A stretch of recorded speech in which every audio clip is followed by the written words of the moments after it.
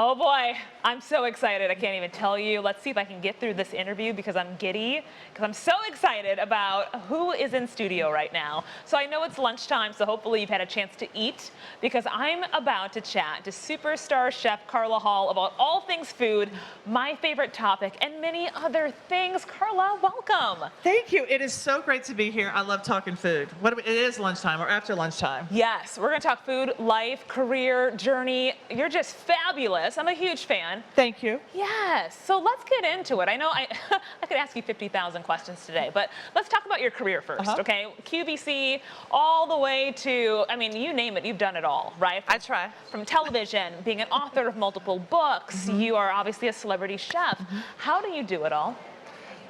There's no such thing as balance. Okay. But I follow my heart. That's the thing. I follow my heart. If I want to try something, I don't mind failing at anything, but I do want to try. And so if I try and something sticks, I'm like, great, we're going to keep doing this. And then if I get to the end of that road and something else, like, oh, squirrel, but I'm like, oh, I want to do the squirrel thing. So I go over there. So that literally is how my life has happened, from being an accountant to modeling to being a theater kid. I mean, all of those things, that's how my life has unfolded. Wow. So I want to marry this this segue, if you will, because a lot of people know you from, obviously, television, right? You have a very, very strong career in the TV side, even just all the food, etc., Food Network, you name it. So for anyone who's watching this right now, just to bring them up to speed, you are obviously a very beautiful and successful model. How did you transition from modeling into a television career? So I transitioned actually from being an accountant to modeling, and then I was in Paris where I loved food, and I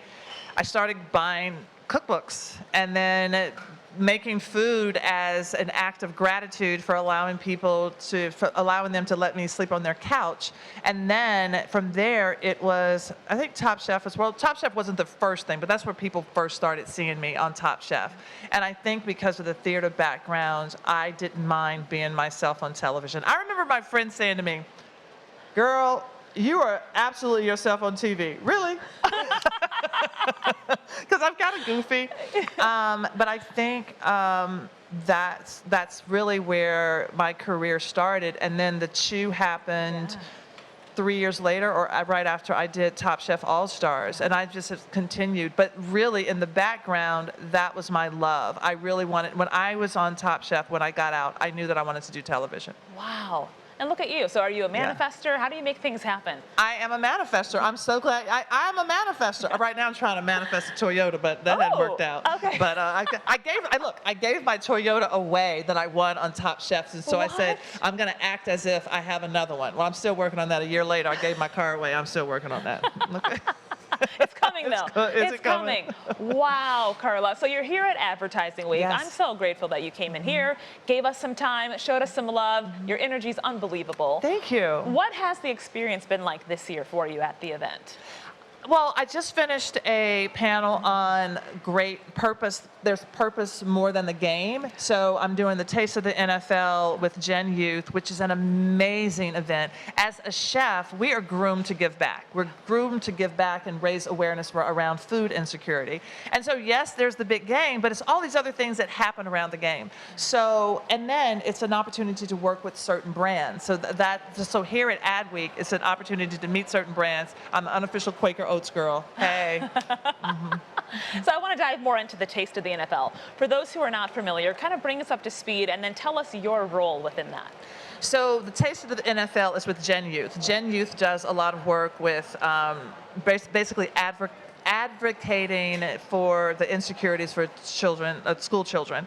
And so this event happens the day before the big game, and we have all chefs. We have Andrew Zimmern, Tim Love, Mark Boucher, and then I'm forgetting the one other baker. But we have all of these different people. We do all of these vendors, local chefs, bringing them in, raising awareness about the local chefs, but also while raising money and having the brands come there. So I am hosting with the other, with Andrew Zimmern, and it is such a fun event. We are making this the thing to do before the Super Bowl. I love it. And you have a passion for advocating for children, health and wellness. Where does that passion come from?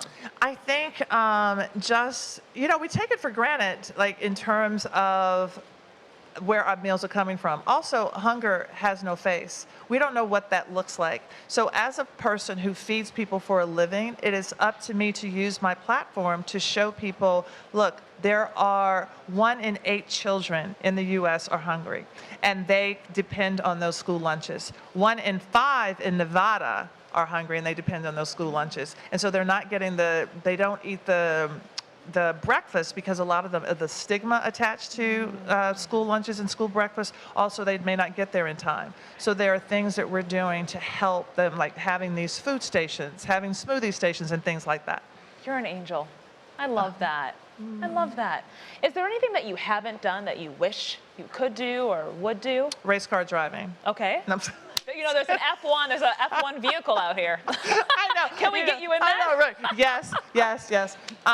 No, but the thing that I want to do, the thing that I'm grooming myself for, is a one-woman show. I turn 60 next year. Yes. So yes.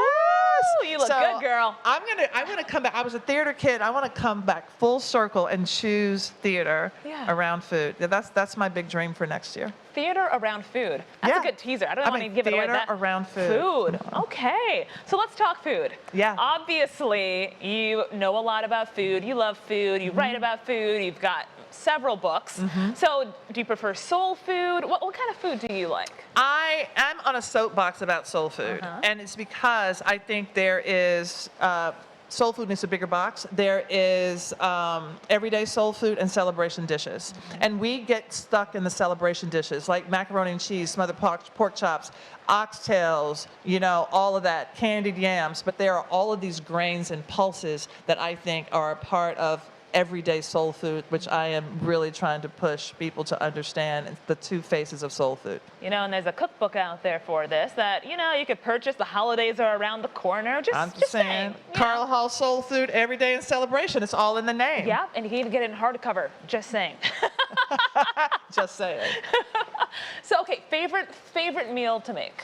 I love making soups, and at this time of the year in particular, because we're going into the fall and we have left the salad season, and now we're going into comfort soups and stews and cornbread and breads, and I could live in this season until I get tired of it, and then there's something else. But right now, it's soup and stew season. So if I was to look in your refrigerator right now, what would I find? You're going to find a lot of condiments. I love condiments. I love condiments and pickles. I mean, any kind of condiment, you name it, I have it there. I have lemons there. I have mirepoix, celery, onions, and onions, because I can make a soup. And you'll find some kind of meat. You'll have some bacon in there. You'll have those kinds of things. And then I have a great pantry, like beans and tomatoes that I can make anything out of. Wow. Yeah. Okay. Basic stuff, but something that can turn into something delicious. So holidays are around the corner, as we mentioned. What's going to be on your table? Okay. Let me ask you. Let's break. Okay, so let's talk about it. So I like tradition. Okay. I don't want you bringing any cranberry noodles to my Thanksgiving. I don't want you to make something new. I don't. I want tradition. And for two things. One, I'm the culinary historian of my family. Okay. It is important for us to maintain tradition so the younger generation can understand what their role is in our food. So if you come to my house, we're going to have the basics. We're going to have the cornbread dressing. We're going to have the macaroni and cheese. We're going to have the candied yams. These are celebration dishes. We're going to have those. You can bring a couple new things, but you got to have the old stuff. So that I'm having that. My rolls, my yeast rolls, which now I do like a sweet potato puree, so it's like a potato roll, but they're sweet and unctuous and just delicious. So we're going to do those. Yes. So I have to ask, when you're in the kitchen, right, when the lights and cameras are turned off, is it your space, or can other people come in and cook with you? Do you like to do your thing? Other people have to come in. Okay. Other people have to come in because I have to teach them, especially like my nephews and niece. I want them to come in. They have to, because eventually they're going to be making the food. I am not territorial at all. And even my mother, who doesn't really cook, but Mama, you can make the cornbread. She, for the dressing. For the dressing. Yeah, just in case it gets messed up, we can fold it, other things in there. Yeah. I love it, Carla. So Yeah. what's next for you? What are you working on? Right now is Halloween Baking Championship, 4 hours in makeup for my fans. And then Holiday Baking Championship. I'm gonna tease it now. I have a show coming out next year. It's a travelogue show, so look for it. I'm just saying. Wow. Yes, I'm super excited. It's been on the shelf for 2 years, so I am so excited. I'm gonna come back and talk to you about it. Please do. Yeah, it's a promise. I'm gonna hold you to that. Yes, Okay. hold me to it. It's on tape now. Yeah. That's incredible, Carla. So new show, 2 Yep. years in the making, coming out this. It's going to be the first quarter-ish Oh, wow. of 2024. Coming Yep. soon. I'm doing a second children's book. I never realized how excited I would be to do a children's book that only has one recipe. I love children. I love getting them in the kitchen. So and connecting with the generations. And look at you, changing the world. I appreciate that, Carla. Well, so good to have you here. Thank you for making time for me. Thank and coming you. on. And I wish you nothing but continued success. Thank you. Carla Hall, woo! In the house, Carla. Love it. Keep up the great work.